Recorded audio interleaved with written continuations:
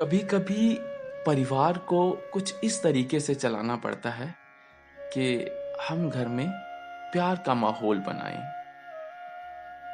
कई बार ऐसी कंडीशंस घर परिवार में आती हैं कि एक मर्द भी धर्म संकट में फंस जाता है, लेकिन फिर भी हमें उन कंडीशंस को इस तरीके से देखना है, निभाना है कि घर में प्यार का माहौल बना रहे। जी हाँ दोस्तों, मैं फिर से पुनः स्वागत करता हूँ आपका अपने इस चैनल में। आज फिर एक नई कहानी के साथ एक छोटी सी कहानी आपके साथ साझा करेंगे। उम्मीद करता हूँ आप पसंद करेंगे। बादाम छीलते हुए सुनीता ने 2 बादाम चुपके से अपने मुंह में डाल लिए। जब वह अपने पति विजय को दूध के साथ बादाम देने गई तो उसकी सासू माँ तुरंत भड़क उठी। अरे, मैंने पूरे बादाम भिगोए थे, फिर विजय को कम क्यों दे रही हो? सासू माँ की इस नाराजगी पर सुनीता की हालत जैसे काटो तो खून ना निकले वाली हो गई। कांपती आवाज में सुनीता बोली, वो माँ, सासू माँ, छीलते वक्त 2 बादाम नीचे गिर गए थे, अब कैसे देती उन्हें? सासू माँ की शक भरी निगाहें सुनीता के अंदर तक चुभ रही थी। उन्होंने तंज कसते हुए कहा, तुम्हारे मायके से बादाम की बोरी तो आती नहीं, ये यूं ही गिरा गिरा के चलोगी? सुनीता मन में छिपे राज को छुपाते हुए बर्तन उठाने के बहाने वहां से खिसक गई। रसोई में जूठे बर्तन रखते हुए मायके की यादों से उसकी आंखें भर आईं। वहां कभी ऐसा भेदभाव नहीं था।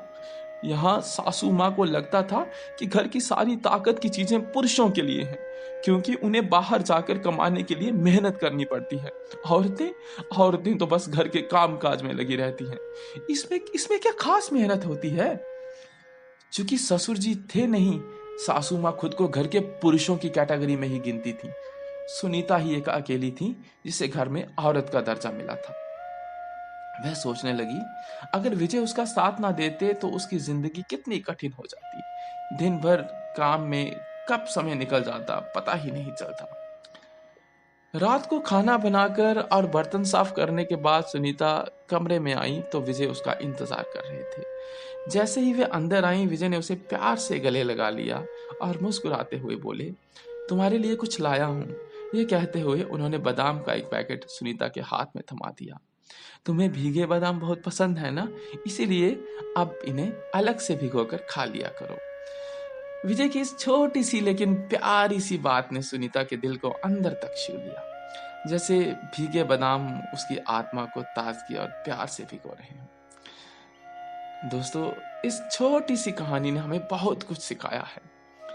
अगर आप एक पुरुष हैं, आप एक घर का संचालन करते हैं, घर में कई बार ऐसी कंडीशंस, ऐसी परिस्थितियां उत्पन्न होती हैं, ऐसी परिस्थितियां बनती हैं जिसमें इंसान कभी कभी डगमगा जाता है कि उन्हें कैसे हैंडल किया जाए, लेकिन उन्हें बड़ी सावधानी से, बड़ी समझ के साथ उसे निभाया करें।